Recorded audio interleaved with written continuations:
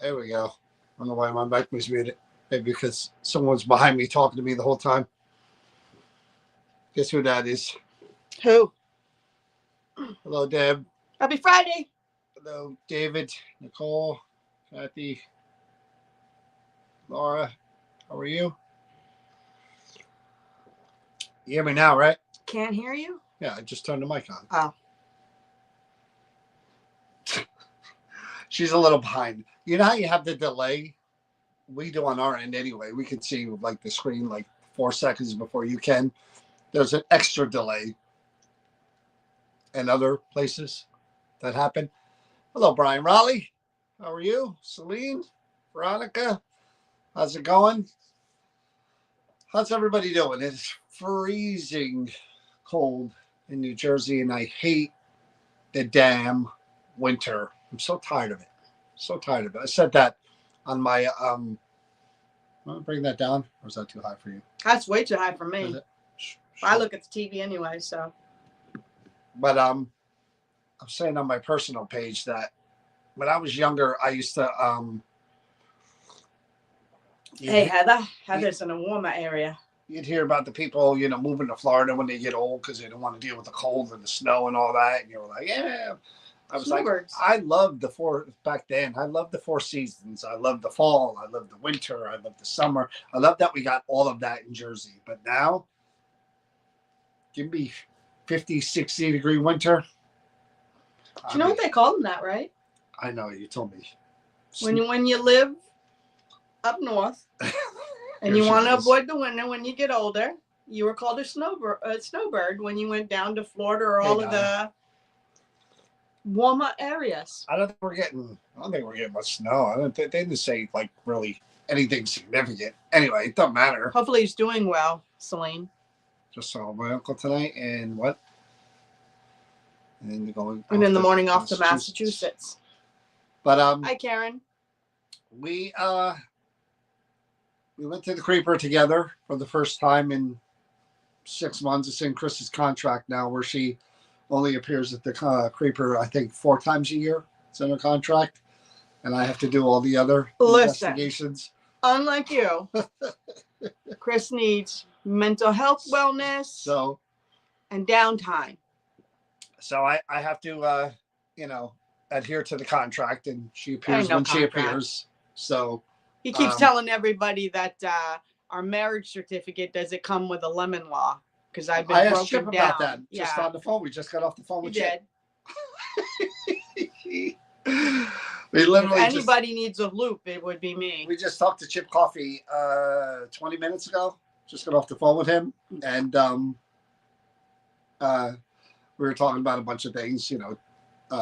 Chip's dog just had surgery, so we're catching up. And Chip is the one who married us, so I had to ask him if he knew of any lemon laws, if there was something in there, on the fine print that. Hey, Pam. Maybe, I give him a couple of bucks. You don't need the lemon law. There's the door. Give him a couple of bucks. Maybe he can help me out. It's that easy. It's not complicated. But hey Ann, hey Pam. But we had a good time at the Creeper Gallery. My daughter's been sick for weeks with the flu, and other stuff going on. So I think a lot of people have been sick. Well, it's been going around everywhere. I don't know where I was going with this, but anyway. But I, was distracted and had stuff going on. So it was nice to see somebody else, anybody else, step up and then you disappeared on me because you had to go. You left me in the dark, but you didn't even let me know. You just there's a security. Of someone being.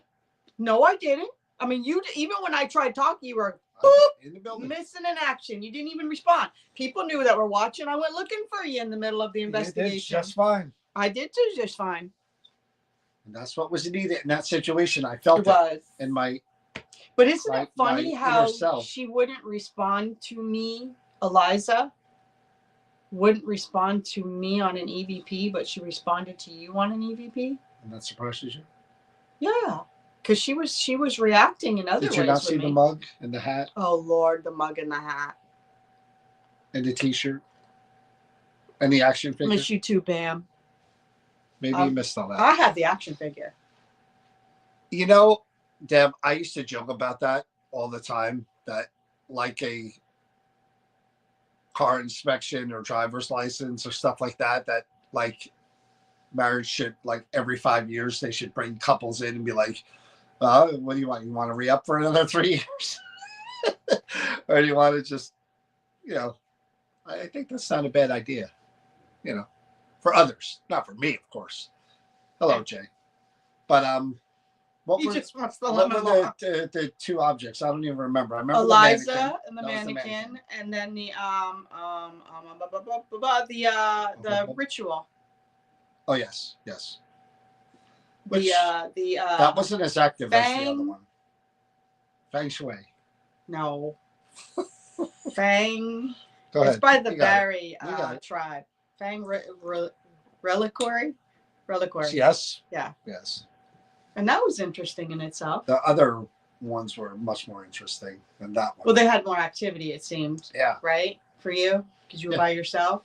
And I think also the fact that you did both of them in the same night might have kept that communication open, and it was an easy segue from one to the other. Hey, Patricia. Compared to this one, you did 3 of them, and then this other one. I did 2. And then you did one another night, right? And this one sat there while the other 3. But they all do react to the bad energy coming from them. They do. They do. Pretty darn interesting, if you ask me. Hey, John Larson, how you feeling, man? I'm Patricia.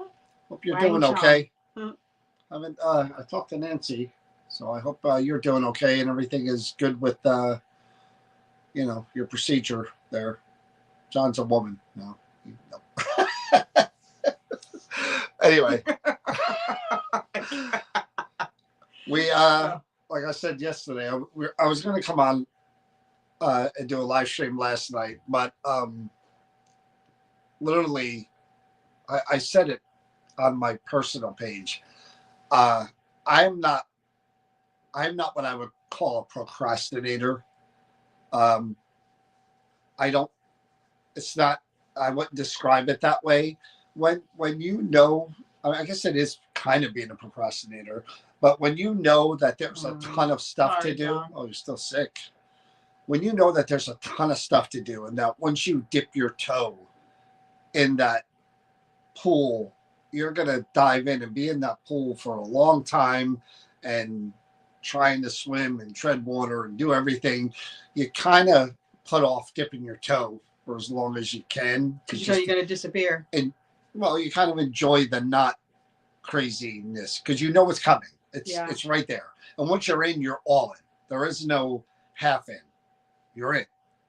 And I knew that with scheduling for our events and with the expo, that once I put pen to paper and started doing things, that once that first domino fell, it was just, and I did. It was hours upon hours upon hours of just, again, no idea what it takes to put something like the expo together. And you start from nothing and you build, and it's emails, calls, waiting. More calls. I do have to say, it took a bit, but I am now looking forward to getting into the events because I actually have a few things I want to try out. Good. See if they work or not with other people and see if, if it's received well and if, it creates more. I don't want to give it away. I want to see taking a few things and combining them. That's kind of like what last year was. The end of last year was doing something different and just seeing. And now that I've tried that and I've seen where that went, it now has pushed me to try something else with it to see what comes of that and if it connects or if it, like if you try one experiment, but what if you combine certain things and does it open up a channel more? Does it create more of a synergy? Does it it's like kind of a thing. You know me, I go down that more natural and seeing what's going to come out and what's going to happen. That's what I'm looking forward to, and getting people's feedback and response to it and see if it works for them. Yeah. Because I think we all connect differently. I'm talking about the spirit world here, dude. We've been doing this together many years now. We have. This live stream. We have. And I would think that by now you would learn pacing and how to finish out a subject and then that's pace, when you control and everything. then move to the next and move to the next.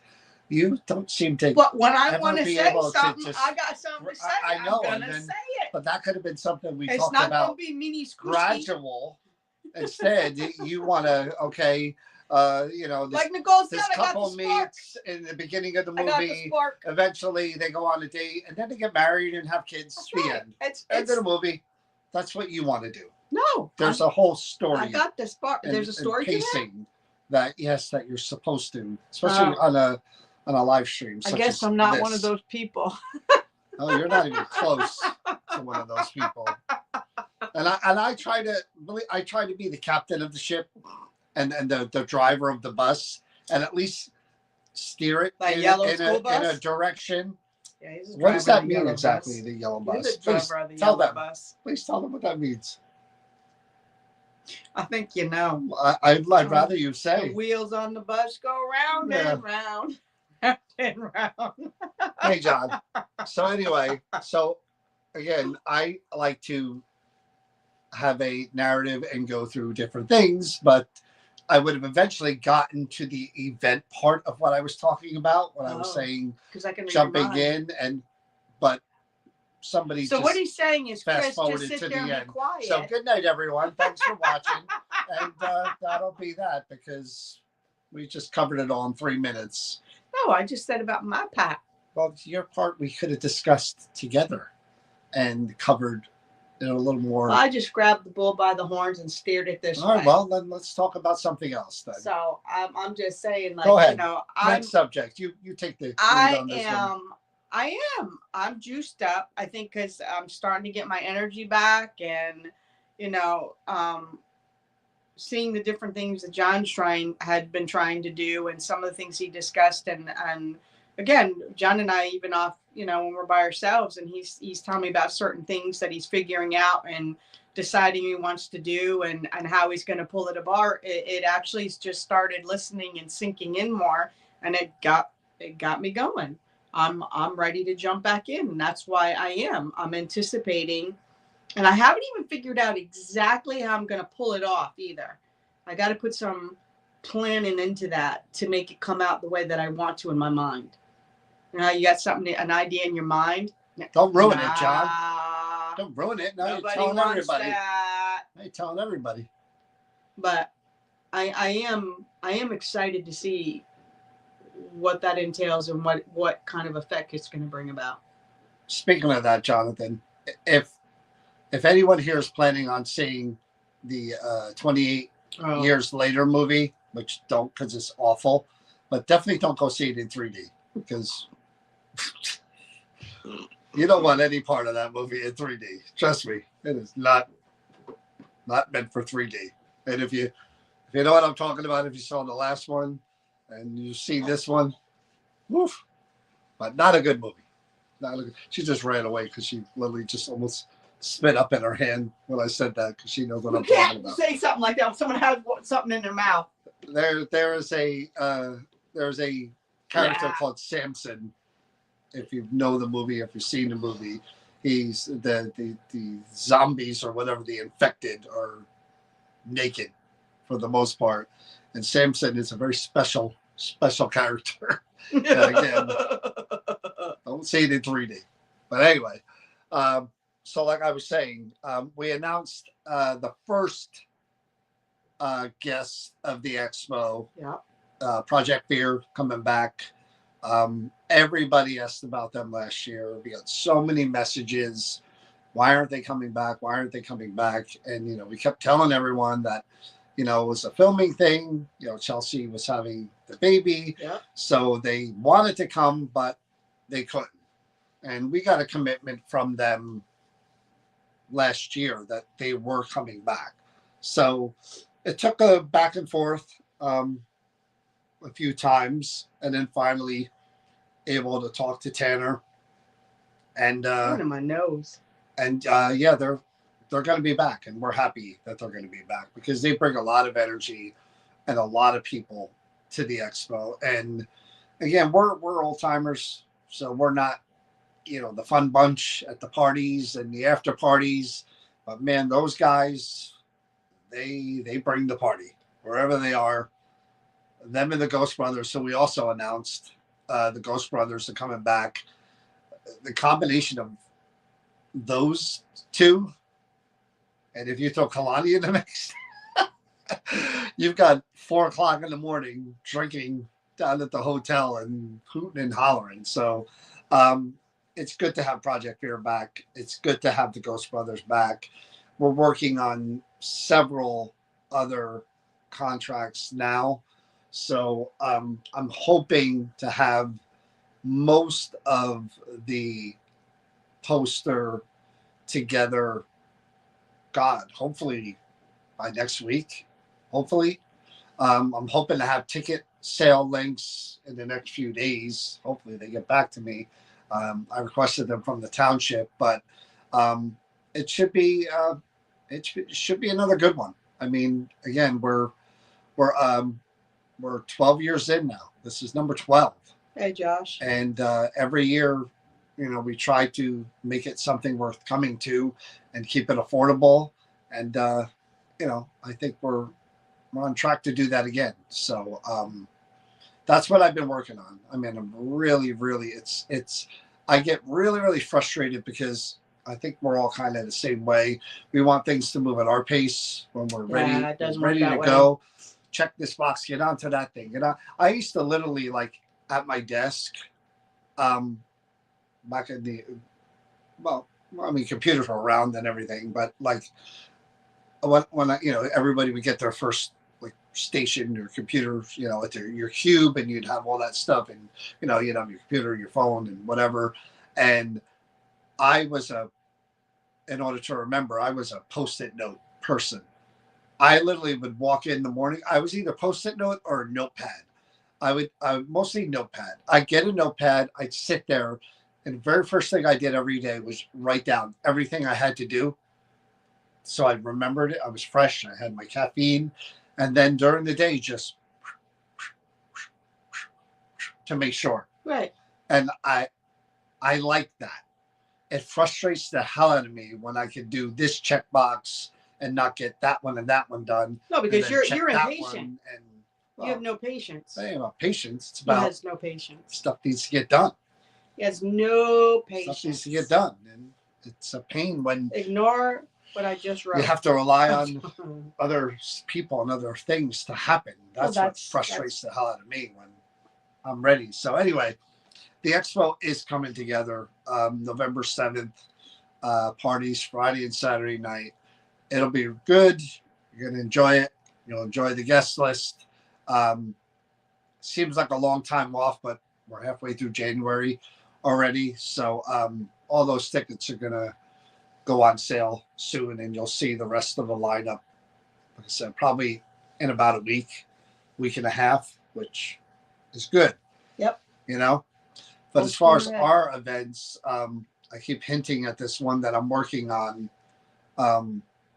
That should be really cool. One, unlike we've done before, we haven't done this type of event before.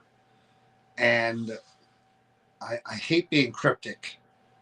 But this event is going to be, again, a first for us. We really haven't done any kind of event like this with this type of person. So, it took her a while. I know. I had to draw most of the picture for her to get it, but it's just a matter of waiting on. It'll be cool once he gets it all put together. Once the paper signed, and that's what I'm waiting for. I'll be able to announce it, and there'll be different parts to this event. It won't just be one thing.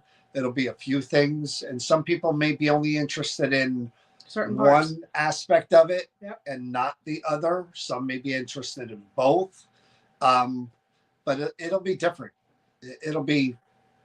No, I actually have to say I'm excited. Oh, me too. That. Me too. I'm really looking forward to it. I wish I could say more, but I can't until contracts are signed. Yep. So there's always work to do when it comes to that. But hey, Christopher. I don't know if it'll be the next event that we announce. I know the next one that's on the official calendar is April 4th, and that's at Smith Cadbury. It is Morristown. Yeah. So I got to confirm the dates with them, but that's the next one on my list that we're doing. No, not online. And these are going to be in-person events. We are going to be doing an interview hopefully soon on a few things. And again, we were talking about having somebody else on who we've had on before. It'll be two mediums that we're going to have on, and we'll just have two different discussions with them. But I have to reach out to this other person and see if they want to come on again. I don't see why they wouldn't. But, the one subject I've been dying to talk about with somebody is psychometry, where you put your hands on an item and you could read them. And I found someone who supposedly specializes in that and is known for doing that. So I want to have a discussion about that and other things, because it does interest me.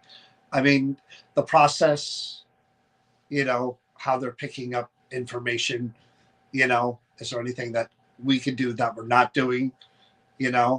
I've watched different things, but everybody has their different ways. Their takes on it.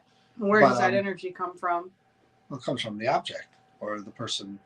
But Well, here's a question for you guys. Maybe we're talking about this stuff.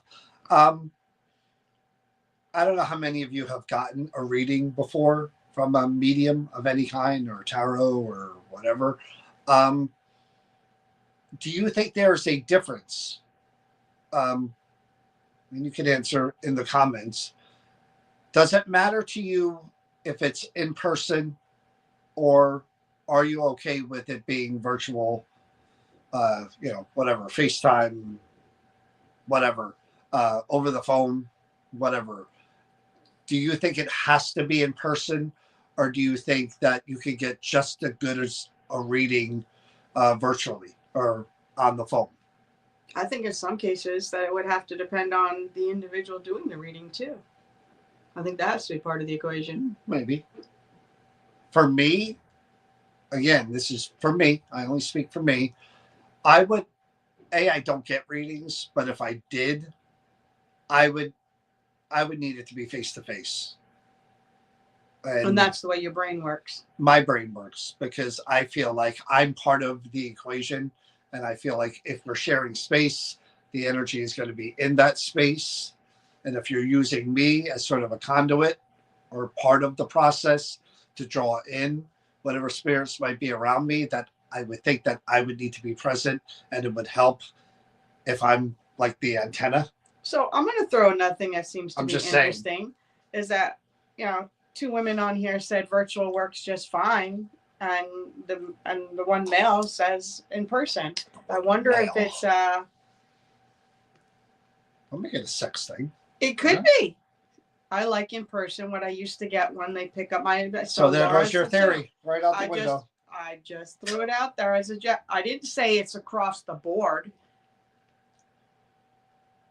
but I bet the average would be that men would prefer it in person. I wonder. Well, look how just blew up your. No, she didn't. Oh my God, John, you didn't listen to what I just said. Not everything is definitive 100% either or one way. I'm saying percentage-wise. Well, that's what I'm basing it on. I'm gonna smack you. Phone never has been very good for me. Jane has done in person, and they turned out exactly as said. See? Yeah, I would need to be in person. I need to look at the person. I need to kind of make that human connection with that person across from me. You also want to watch everything that they're doing. I know you. Yeah, but I also believe in the human connection between two people and the energy that may. So Laura said she's not against virtual.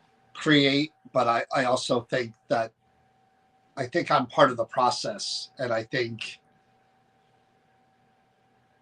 being there and talking to me directly would have more chance of drawing the spirit in than just like, again, gallery readings. But in gallery readings, they pick random people in the audience that they're getting messages for who are there, So what about? I don't know. Is it based on your mistrust? I can't do research. And there's a good point, Nicole. It's not based on mistrust. It's based on just overall feeling of the process. I think, again, I'm there. I'm the one asking to make the connection, not over this thing, not over a telephone. I'm there. So if my loved ones or relatives are you would think that they're this person now being the conduit is gonna say, hey, look, in theory, in their head, they're going, okay, I'm trying to reach out to whoever you have this person here. Not like, hey, on the phone with me, Bob, I got your son, Dave here. But you don't. You have any messages? You don't think that for him? You don't think that maybe when you make the link with someone even on virtual, that it can create? I don't think it's the same. I don't. I'm just asking. Again, for me, I think we're humans having a human experience, and then we pass, and whatever. And if the connection is there, the connection would be much stronger. You would think, with the person being present, who's trying to make the connection. Right. That's like me trying to investigate a building virtually. Okay, you can do it. You can have just motion cams everywhere and have a microphone and but you miss an element of and you're being like, right there. Anybody in that room over there? The bedroom to the right? Yeah. That's true, Ann. You in there? Could you do something? I'm the voice coming through the thing here. You in there? I mean, does it make sense? It doesn't for me, but again, if somebody else can and has that ability, I don't know how it works. I don't have those abilities. I don't understand it. And I've heard feedback from people that they've had amazing virtual. I have too, but I'm saying personally. Personally, you're right. I mean, I went somewhere today to do something related to the expo, and the person I work with at the township, really, really nice person. Excuse me. She came over to me and said, "Are you gonna have?" She said, "My sister got a reading from this person at the expo, and she was like floored by how well the reading went, what she picked up on." And I said, "Okay." And she goes, she literally sat there, was there for 5 minutes, and she came up with the name of, I think it was like her sister and the husband who died in a car accident or something. And I don't want to say the names because I don't want right. to. But it literally, this person hit on the exact names. Bam and of bam. Both the victims. Both people within 5 minutes. And the person I was speaking to was like, oh my God, I was just floored by that when I heard that. And again, you don't know who's approaching you at the expo or at the psychic fair unless they pre-booked. And you knew, which is entirely possible. But this wasn't the case as it pertains to this person. This was a quote unquote cold reading. A walk up. And I know who it is, and they showed me the card and said we want to have that person come back on and talk about all this stuff. But that's impressive. But yeah, if I made any kind of appointment for a reading, I would be really, really skeptical. They'd really have to tell me something that blew me away to make me really think that they're really communicating. If there's any general BS, a strong woman's coming through. You know, was your mom a strong woman? Did your mom like to joke around? Did your mom tell you not to wear dirty underwear? I mean, it would have to be like. Wasn't it on the phone with Chip Coffee? The Chip Coffee connected with your mother? But that's Chip. Chip is. But that's what I'm saying. A super well-known, proven, reader. That was over the phone. But he proved it to me. But that's what I'm saying. I would have never done it that way. No, but that's how that came through. It just happened organically. We're having a phone conversation and it clicked in your mind, and he said something like what you said, that nobody other than you and your mom know about. I still would never do it. I know you wouldn't. I'm just saying it did happen though. But I still wouldn't do it. But Chip is very talented and proven throughout his whole career that he's legit. I'm just pointing out that it did happen over the phone with you. But again, and it was legit. I wouldn't do it again. So I wonder how that happened. Well, that's easy. My aura is been proven to be that of, unlike anything anyone's ever seen. Tremendous. I have tremendous aura. Oh my God! Don't unlike any aura that's ever been created so wrong in the history of aura. Help me. But no. I wouldn't do it virtually. I understand people that do because they trust certain mediums, and if they can't see them in person, you can't get a ride there. It's cold outside. You don't feel well. Listen, I believe you have it, and they can do it. They have their gift, whatever it may be. And I think the connection is stronger in person. Sorry. I tend to believe you on that and feel the same way you do. I'm just saying. I'm right. It's true. But go ahead. He's work. So in my cup. Got my ghost in my cup. Okay, you done with that one? Oh, you hate being interrupted, do you? Hey, let's talk about something else. You never. You know what else I want to talk about? Yeah, that's all you do. But anyways, let's go back to the Creeper Gallery. The Creeper Gallery. Well, how about that reading that one? You got to read from Jane. Where? I can't see very well. The in-person reading that I had with Jane was beyond amazing. Okay. I just couldn't see it. So the first item that we did, the Fang reliquary. Right.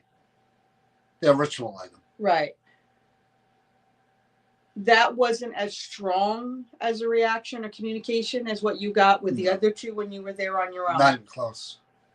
And this was used for protection. But what it kept reacting to every time we were saying or talking about the darker stuff in the red room, it kept reacting. Yeah, that's the same with the others. And what I want to know, and like I said, I want to look into this a little bit more because I know that they were used in fighting off evil, or or they were summoned or used in rituals to help decisions and fixing conflicts, or like when anyone had an issue, they were like their oracles, I guess is a good word to say, or their advisors from the spirit world. I guess kind of like their archangels, or that you call upon, guardian angels, right? Or So just bring them forth to. And I wonder, being that they're not in their native land and stuff, can anyone use these? Or do they have to be, because they were also, you said, put over the bones of their ancestors and left on the boxes, right? Yeah. See, I'm weird when it comes to that stuff because I mean, I'm superstitious. You are.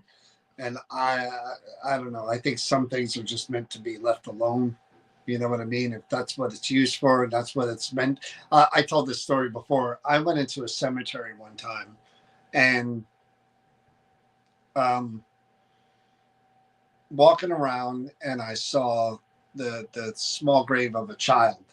And as I'm walking by, I see these really, really, really old and worn like metal toys, like from from the old like the ones I love from American Pickers and stuff. And I'm looking at them and I'm like, and they're placed in certain areas around the grave. And I'm looking at them and I'm like, wow, these are really old, cool, creepy looking toys. And I thought to myself, boy, I'm really surprised that no one has taken. I mean, now they're probably gone by now, because now with everybody with haunted objects, I doubt those things. I would be shocked if they're still there. But I looked at them and I was just like, wow. It takes a specific person to do that. If these things are still here. They've been here. The headstone was very old, and the child died really young.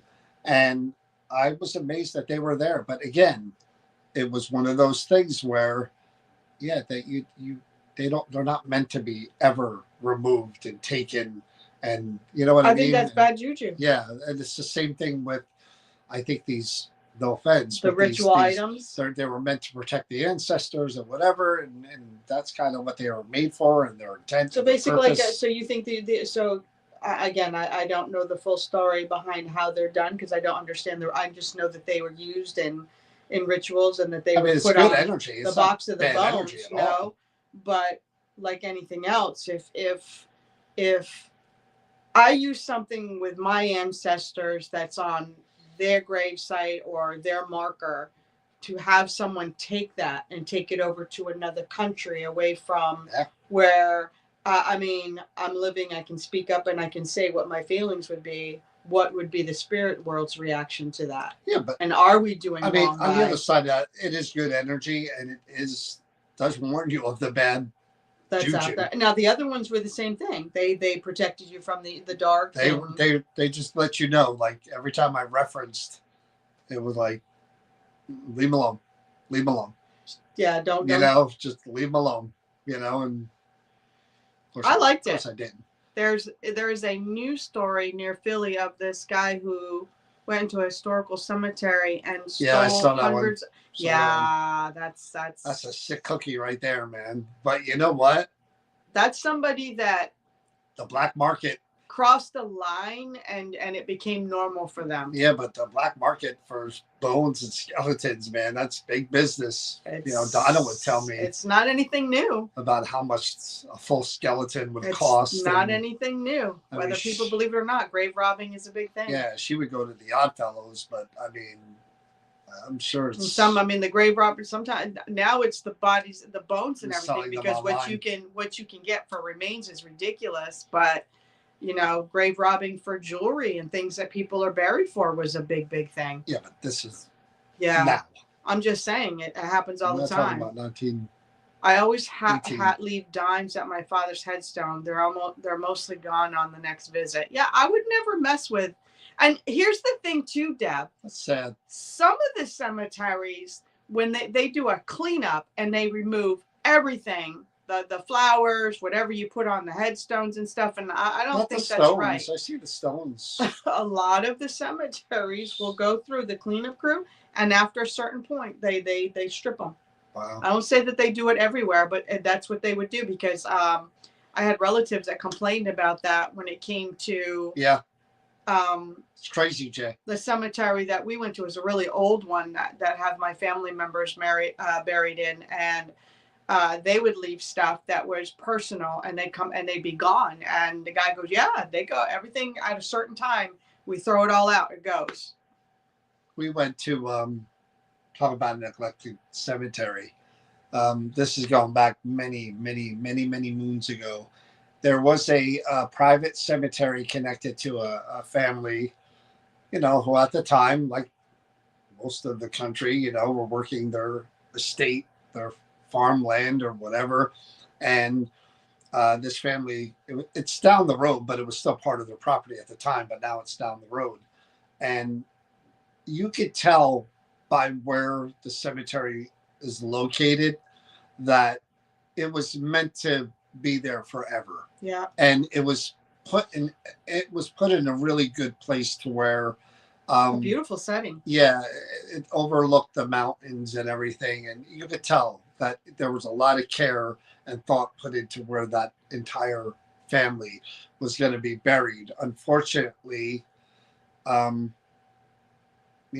house got old, people stopped living in it, Historic Society took it over, but the grave site was never taken care of. And we found out, that, the members of this family were buried, their graves are. And a lot of people don't know that it's there. And we went down there, we had to go around the chain link fence, and we had to walk back a ways, and you could only see because it's all overgrown. So you see the headstones within the grass and the weeds and everything. Some of them are broken in half.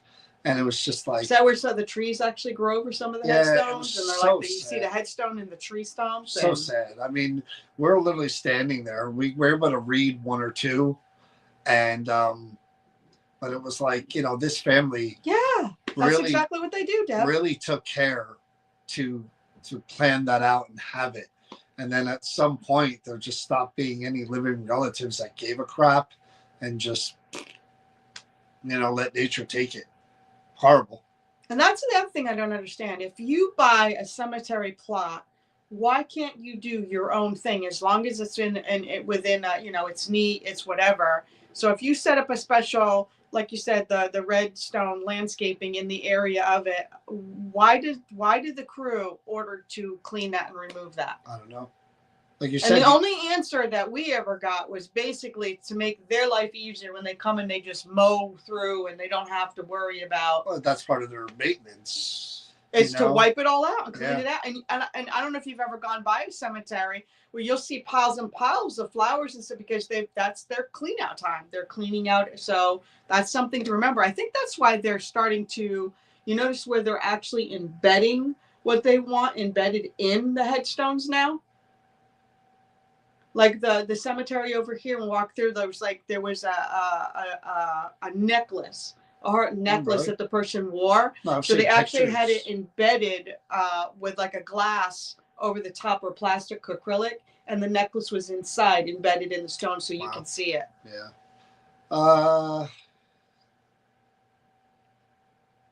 I think. But even if it's neglected, it's people that are still buried. I don't want to. Oh God, here's another. I won't say where it is, but we did do a live about it when we were there. When we toured it, but we were invited to try to create a ghost walk somewhere in Jersey. I would say where, and so we were asked to tour the cemetery.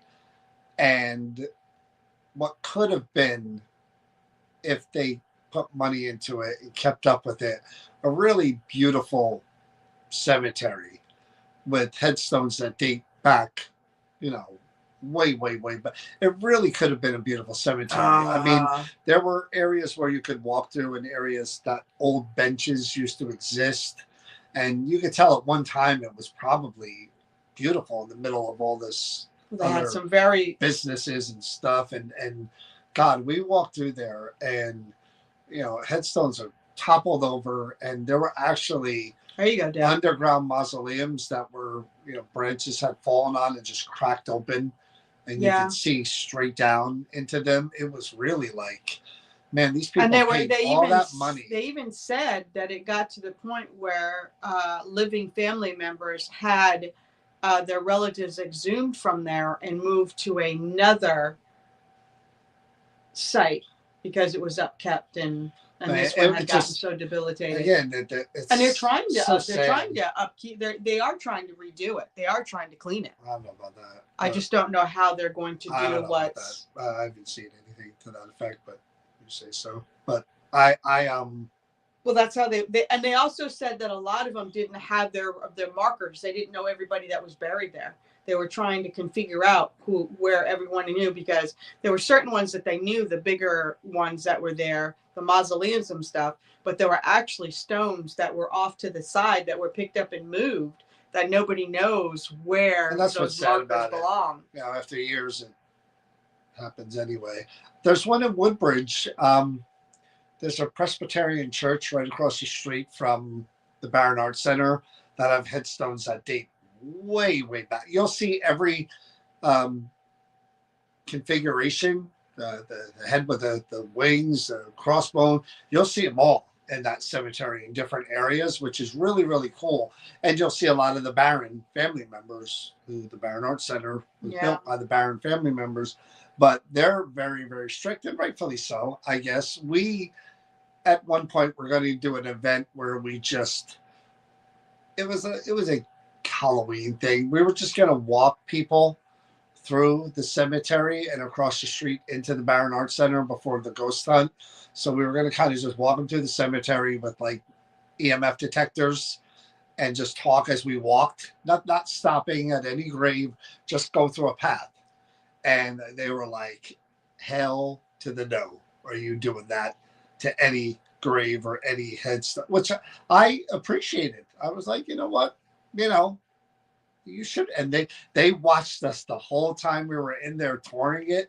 They kept eyes on us the whole time to see if we were going to do anything. But wonky. To a certain extent, I can understand, because right up over here in Metuchen, there used to be a Quaker house, and they have their gravesite up there, and a lot of the stones have been broken and smashed, and they've been doing a lot to preserve and try to put things back.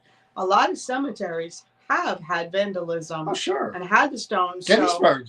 Oh, yeah. So I do understand to Gettysburg a certain has extent. a curfew because people were picking their pickup trucks, putting chains around the friggin', the monuments and pulling them down. So ridiculous. People are ridiculous.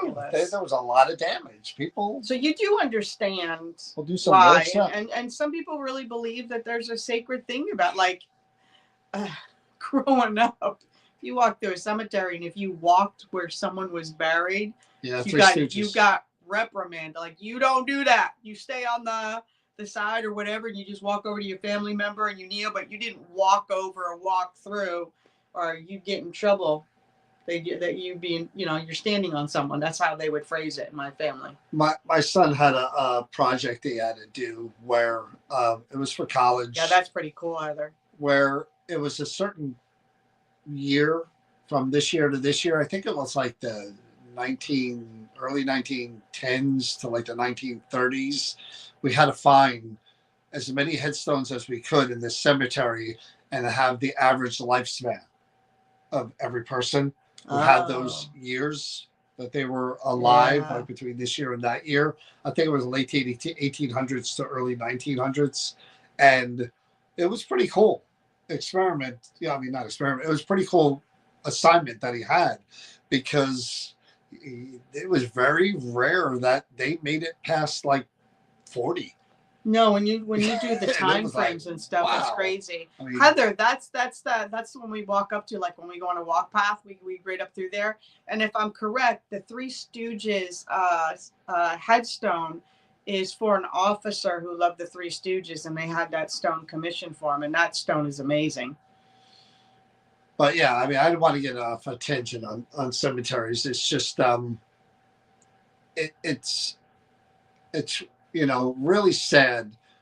I got depressed when I went in that one, when I saw that whole entire family was in there. And you knew at one time, generation after generation, for a little while at least, they were like, hey, grandpa's buried, grandma's buried, and you knew it was probably beautiful at one point and well maintained, and they would go there and pay respects to their family. And now if they were to see a picture of that area, oh my God, I'm sure they never thought it would come to that. You want me to tell you a funny story? Sure. So in New Hampshire, up on a mountaintop, like where you see in Rahway, where the water and the mountain right there, where it's up there living in their cemetery. So my grandpa was buried right on the edge of the thing, and all of the ones that were buried like him, they all had to be moved because that all was crumbling, and some of the were coming down and out. That is a funny story. That happens more times than people think when they buy their things. I don't know how you started that with wanting to hear a funny story, but because the guy was a trip, that's why. So it was kind of fitting. Okay. Wow. But no, you don't think about those things. You think that when you're put in the ground that it's going to say. And then there's the other thing that most people don't know. There's a petition that can happen within a township that if all members of a cemetery, all family members are gone and passed on, that the headstones can be it can be bulldozer out and over, and the property realigned for something else and a building built over it. A lot of people don't know that either. I think that was a Ghost Adventure episode. That actually happened. I think. I was horrified when I found out, because which, by the way, I have to watch after we're done here. But I got into a big discussion when I was a young girl with my grandmother over this. And she was just like, well, because, in Wells, Vermont, it's a tiny little, and a lot of our ancestors are in, and they're buried there. And before she had passed, we had this discussion that, once all the family, they could still bulldozer and we could be, and I'm like, oh no, that's not true. That can't happen. And she actually showed me where, yes, they can commission, and that's it. In Newark. Overgrown. Again, it depresses you to even talk about that. You know what I mean? It really does, because it shouldn't be that way. No, I mean, it shouldn't. It's supposed to be, But what happens if a funeral place goes belly up and or they don't have? Then you go into the one in Sleepy Hollow, and there's literally an apartment building for somebody who has a mausoleum that's the size of an apartment building, and you're just like, are you serious? That's a weird concept for me. And I don't know why it is, but when we went into New York to the original St. Patrick's, yes, and then we went to Georgia, and we went in that mausoleum, which was pretty amazing. I get a weirder feeling from a mausoleum than I do a cemetery. Why? Is it because you're down under with them? I don't know. It's just when I walk through a cemetery, I'm fine. I mean, because you know, right behind that brick is their lion. Well, they're but right there. But I mean, energy-wise, I think when you walk through a cemetery, there are areas of a cemetery that may give off a weird. Can I finish my thought, please? Yes, you can. But for full disclosure, that one in Atlanta, a lot of part of that mausoleum, the lights were out when we walked into that building. That was creepy in itself too. Good now. Yep. Okay. So, a lot of times when I walk through a cemetery, I've been in many, especially in the early days of the paranormal stuff. Really, you'll get a vibe here and there, maybe sometimes. But in a mausoleum, I think the whole building is a vibe. I know that that's weird to. I literally, the 2 mausoleums I've only been in. No, I've been in 2. The 2 that I've been in, the minute I walked in the door, you just feel tangible energy. I do anyway. And it's all around. And you're talking about the mausoleums that are underground, the big buildings, like where there's a lot of them, not just like the little mausoleums that they do just for you family. Go in. Where, yeah. I mean, it literally, no, you can't go into the individual ones. At least I can't. But that's what I'm saying. I don't know about you and Hillbilly Land. Maybe you guys went in there and cooked up raccoon. No, I don't do that stuff. When we went into that one in Georgia, because we were the only ones in there.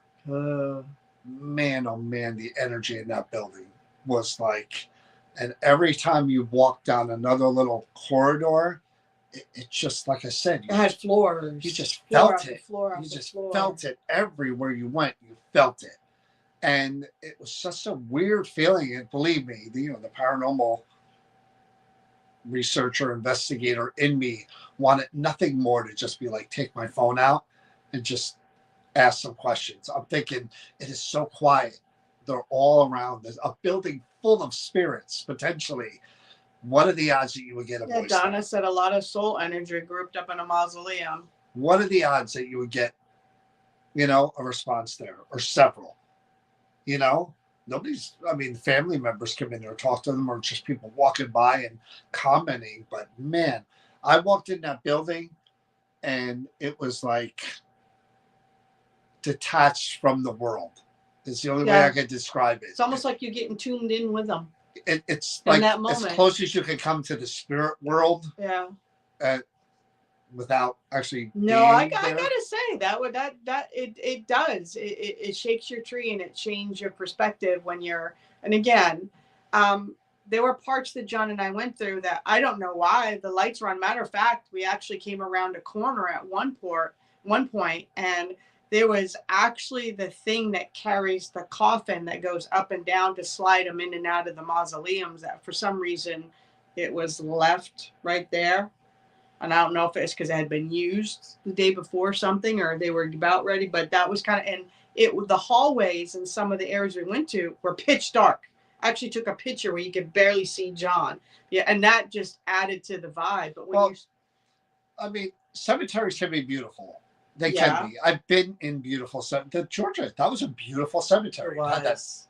The mausoleum building was kind of in the middle, looked like a castle. Yeah, that was a beautiful cemetery. It really was. And that's what the mausoleum was. It was like built like a castle, and you could go into it. But mausoleums are, I hate to say it, they're cold, man. They're just cold. It's a building full of, I hate to say it because it sounds so cold, but it's a building full of corpses. I mean, they're people, of course, and loved ones and family members, but it's such a cold atmosphere. Like, there's cemeteries, you could go there, and we saw a lot of them. There were flowers, there were little notes. Some people left little tags or flags. Oh, that like child that drew that thing for their father? Yeah, or dimes or stones. Yeah, there was or a whatever. Beautiful little book that was all drawn for a dad from a kid in crayon.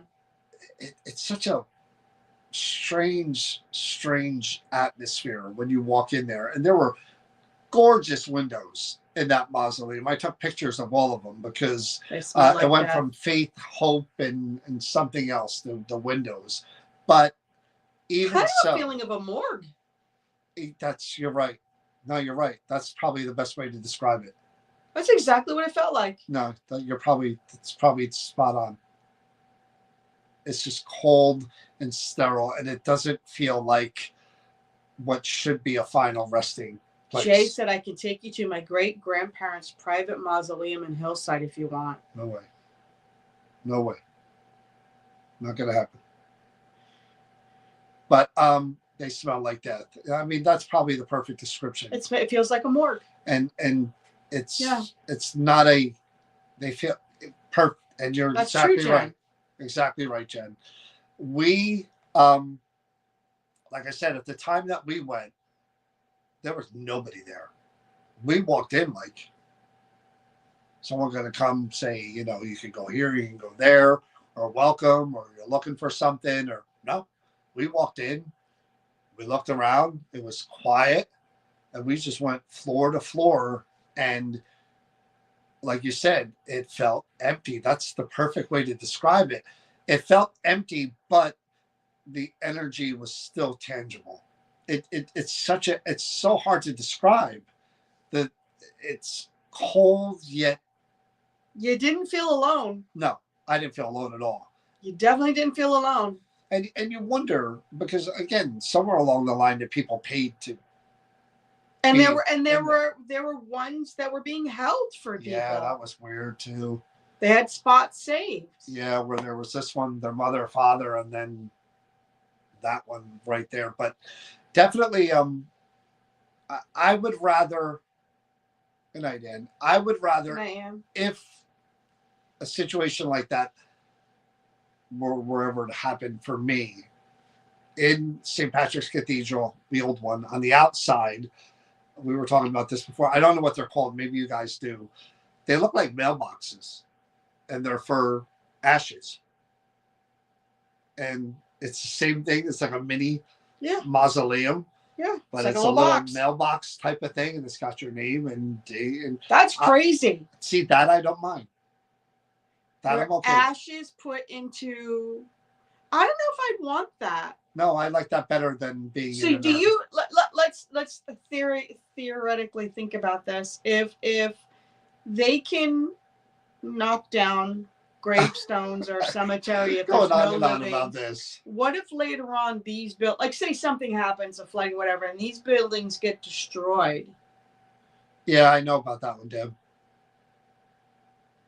Yeah. I mean, St. Patrick's has been there forever. But I'm just saying, overall, things happen. Abraham Lincoln bodies moved 17 times. Could you imagine? Could you imagine? 30 security guards. Yeah, that's people crazy. That had to do that. You know, the only other people do that are in the mafia. Well, that's about it. I don't want to be. I don't know. No, see, my theory on urns are always going to be the same. No matter what, that urn is going to wind up somewhere, unless you dump the ashes or spread the ashes. It's going to be somewhere you. Is don't that what it's called, David? Period. Column. I can't. That's where you put the ashes and like they put them in the. That's what I want. I want to be in a mailbox, and I want letters to.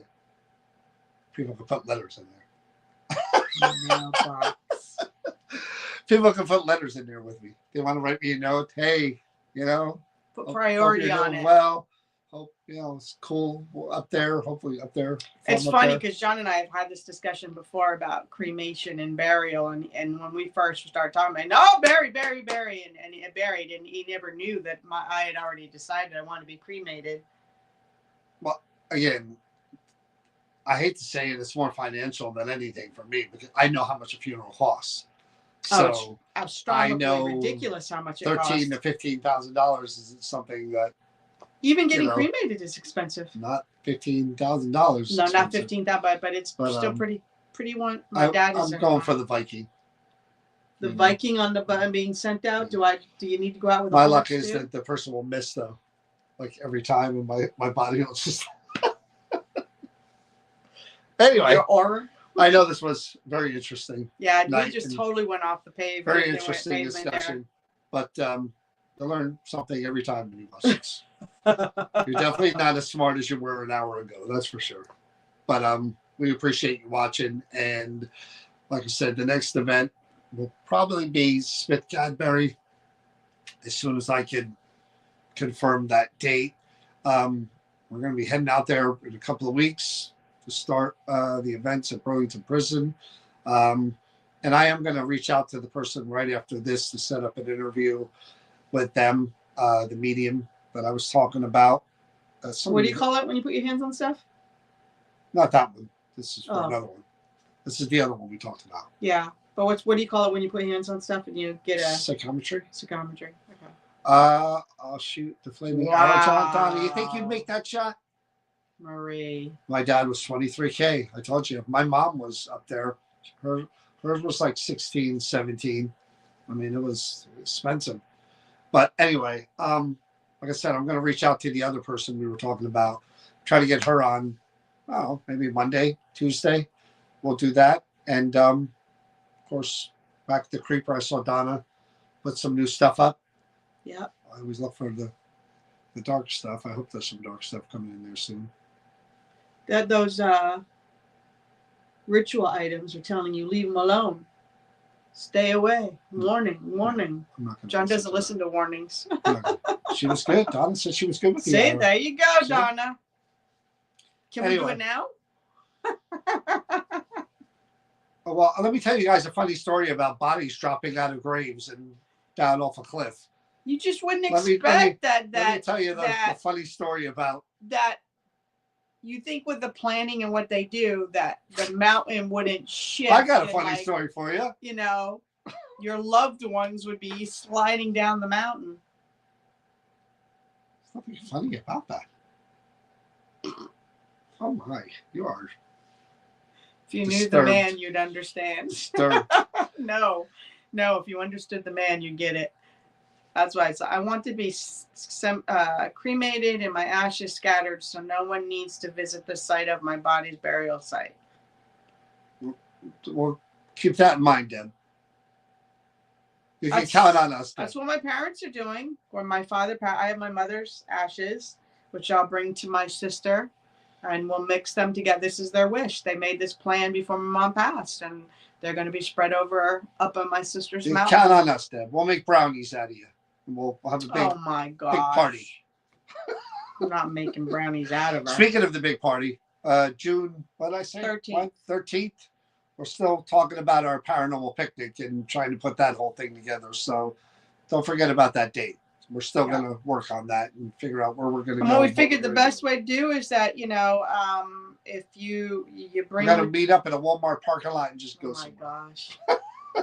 But there'll be like, if you're a person who wants chicken, hamburger, hot dogs, or whatever cooked on the grill, we're going to make sure they're, grills there. We're going to rent some kind of pavilion or something. What do you call them? Where they have and have it at a park where everybody can get together and what you want to eat, bring, and then just bring like an extra dish of like potato salad or whatever you bring for potluck for barbecues and stuff. And that's what it's going to be. It's just a paranormal picnic day to just come out and have fun and just relax and enjoy each other. Tailgate at Target. Now you're talking. That's what we'll call it. All right, guys. Sorry, this was about nothing as usual. We're going to hopefully have someone on with us next. Oh, Adam Berry is watching. What? Adam Berry, you've got nothing better to do than watch this. You missed the whole big discussion on cemeteries and mausoleums and all that cheery stuff that we're talking about on this dreary, cold January night in freezing New Jersey. Adam, you could have added so much more to this program. But yes, can't wait to see you. Yeah. So until Monday or Tuesday, have a great weekend. Who knows if it's going to snow or not, but we'll be back on, hopefully with a guest. It's been a while since we talked to a medium, and I'm kind of ready to get my fix again. Your fix? Yeah, I need to. We had with a friend. We had another discussion. There's going to be another YouTube episode. I don't know what else to call them. From the Sterling Hill Mine. Feel better, Jonathan. Friends of ours were there investigating, and they're going to do their own YouTube thing. And we were talking about different investigative methods, and I stayed quiet this time because they were talking about things they did and things they tried, and I was good. I didn't say a word. I was just like, I'm like, I was know what I proud said? of you. You know what I said? Know what I learned? I said, whatever works for you, whatever you think is best, and whatever you use that you think you get the best results with, yeah, keep developing that. See, I'm learning in my old age. You deserve a gold star for that I'm one. trying. I'm really trying. Then I got in the car and I said what I really felt. Love the mind. It is. The mind is awesome. Adam was there. Yep. Adam had a good time at the mine. But anyway, yeah, guys, have a great weekend, and we will see you probably Monday night. All right? Have a good night. Stay safe. Stay healthy. And please remember, it's very important. Be kind to each other. Good night, everybody. Stay warm. That's Yeah, what you want to stay say. warm.